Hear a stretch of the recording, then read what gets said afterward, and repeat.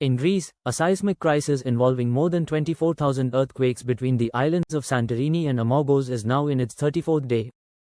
While these quakes haven't really caused any major damage, the largest of the many which struck, specifically in the lower magnitude 5 range, caused some minor cracks to form in structures and some small-scale rockslides and landslides to occur.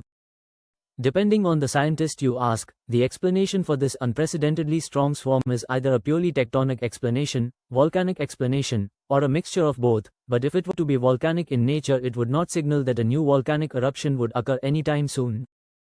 Thankfully, while the ongoing situation could change once again, I do have substantial good declining activity news. This earthquake swarm is truly declining, as you can see in this chart, and while it is very difficult to guess how much longer it will last for, one linear method suggests this swarm could end or be mostly over by sometime between March 11th and March 25th. Additionally, assuming that magma dike intrusion model, the volcanic explanation, is correct, we have seen no evidence of further substantial or rapid magma movement since February 15th, marking the longest the swarm has gone without such a potential signal since the earthquake sequence initiated. The rate of magnitude 4 and larger quakes has also dropped to near zero, which is another good sign, as these represented the earthquakes which were theoretically large enough to on occasion cause some minor rockslides and landslides. Thus, it should come as no surprise that several thousand residents who initially left the island of Santorini have since returned, and this trend seems to be continuing. While under a state of emergency until at least March 3rd, along with 3 regional islands, there is a legitimate chance, in my opinion, that this isn't renewed beyond March 3rd. If this were to be the case, schools may eventually reopen in the region after 4 weeks of being closed. However, what I just said is quite speculative, as we aren't 100% sure what will happen next.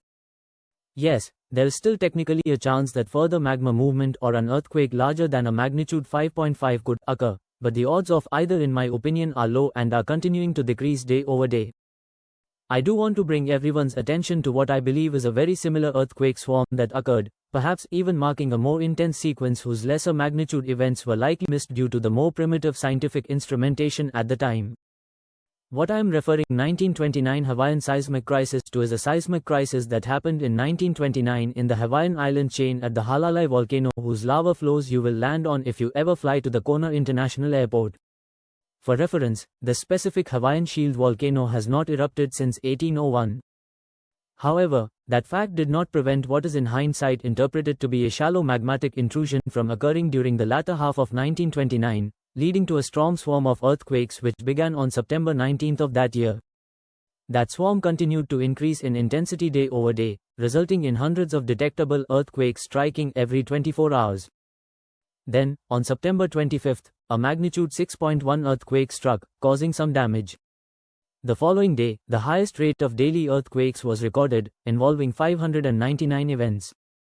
The rate of earthquakes then declined, but not before a second larger earthquake registering in as a magnitude 6.4 with peak MMI8 shaking that caused additional damage struck. Then, per a direct quote from the US Geological Survey, by the middle of October, the frequency and intensity of earthquakes had diminished substantially, although a few events were still felt in Kona. The seismic crisis, which caused significant earthquake damage but resulted in no eruption, was essentially over by early November. In total, 6,200 earthquakes were detected. The reason I mention this historical swarm for comparison is to prove a point, that being that even with the most intense earthquake swarms that have a definite volcanic origin, these only rarely result in a volcanic eruption occurring. There is a chance that the Greece swarm expectations ongoing Greece seismic swarm could last a similar duration, which in the case of the 1929 Halalai swarm was 50 days. In other words, life will, in my opinion, have returned to normal by the summer, if not much earlier, on these regional Greek islands without a volcanic eruption occurring. As a final note, I would like to thank my new YouTube channel member PumD for supporting my work,